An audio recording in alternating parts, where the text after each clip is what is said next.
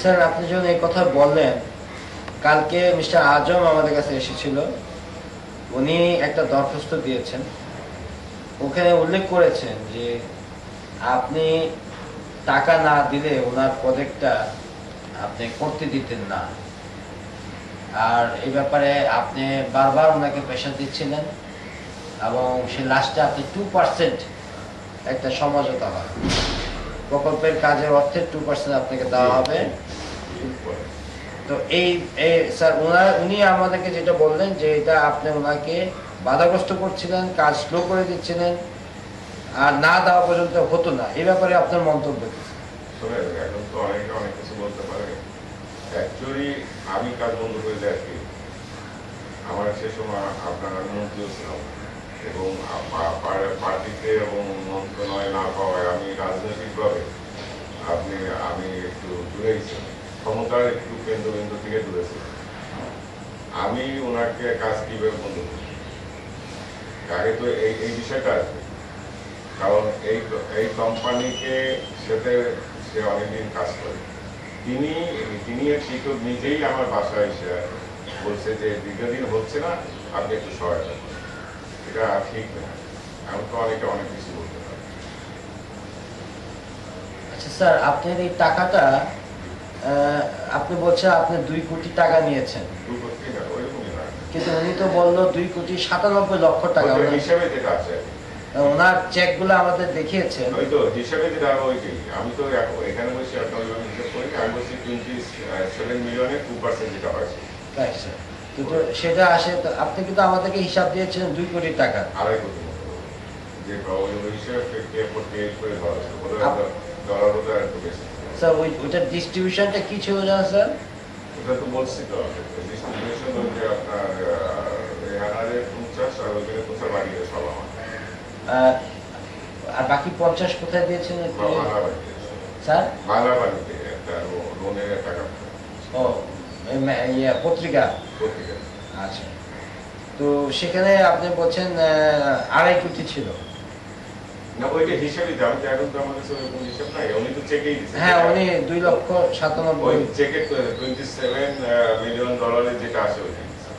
আচ্ছা স্যার, আর একটা ছিল ওটা গোড়াসারে, সেটাও আমি করে দিচ্ছিলাম, কিন্তু সেটা টাকা পাইনি স্যার। কিন্তু সেটা তো হয়নি মনে হয় পরে স্যার। হ্যাঁ, কাজ চলতেছিল, এখন বোধ হয়ে গেছে। ও, ওটা হয়ে গেছে। জি, ওটা টাকা দেয়। আচ্ছা স্যার, এই টাকাটা উনি যেটা বললেন এক রিটায়ার্ড পুলিশ অফিসার চেকগুলো সংগ্রহ করেছিল, কে ছিল উনি sir? Retired police officer sir, সব বিভিন্ন ফেজে উনি দিয়েছেন, তার মধ্যে চেক কালেকশনে একজন রিটায়ার্ড পুলিশ অফিসার ছিলেন। ওই আমার সাথে কারেক্ট স্যার? ওই আপনার রিটায়ার্ড পুলিশ অফিসার মির্জা নামে একজন। উনি তখন কি রিটায়ার্ড ছিলেন স্যার? না, রিটায়ার্ড। তখন উনি রিটায়ার্ড ছিলেন। জি জি, আমার সাথে বঙ্গবন্ধুর সিকিউরিটি ছিল। নাম ওনার র্যাঙ্ক কি ছিল স্যার? উনি বলে এএসপি বলে নাকি, এএসপি। এএসপি এসআই বা এই ধরনের, অনেক আগে তো সেটা। উনি কিন্তু স্যার বিস্তারিত তথ্য নিয়ে আজকে আসতেছেন আমাদের মাঝে, এবং ওর ভিতরে উনি বললেন যে রিটায়ার্ড স্যার চেকগুলা কি কোনো অ্যাকাউন্ট পে ছিল না ক্যাশ চেক ছিল? স্যার আপনি কি আমরা কি আশা করতে পারি স্যার আগামীতে যদি আপনি এমপি হন অথবা এরকম কোনো গুরুত্বপূর্ণ দায়িত্বে যান, তাহলে এইসব কাজ থেকে বিরত থাকবেন? 100% আপনারা আমার সহযোগিতা করেন, আমি আপনাকে সহযোগিতা করি। আমি এইসব কাজ আমার পার্টির মধ্যে করতে গেলে আমি সেগুলো আপনাকে। স্যার আমাদের কাছে আব্দুল আওয়াল মিন্টু, তারপরে বসুন্ধরা গ্রুপের বেশ নেতৃস্থানীয় ব্যক্তিবর্গ, ওনারা বলেছেন যে ওনারা গিয়ে নেত্রীর কাছে সরাসরি ক্যাশ টাকা দিয়ে আসেন।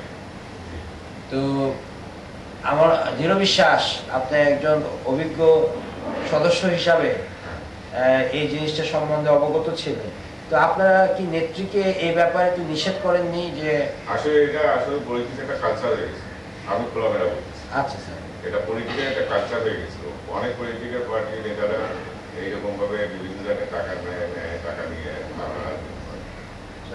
এই জিনিসটা এইবার আপনার হস্তক্ষেপ করে ইনশাল্লাহ এই জিনিসটা আগামীতে আরো আপনার ভালো হবে। ভালো আর কেউ এই ধরনের টাকা নিয়ে যাদের খুশি তাই দিতে পারবে না, এবং নেতা নেত্রীরাও চিন্তা করবে যে এইভাবে টাকা নেওয়া ঠিক না।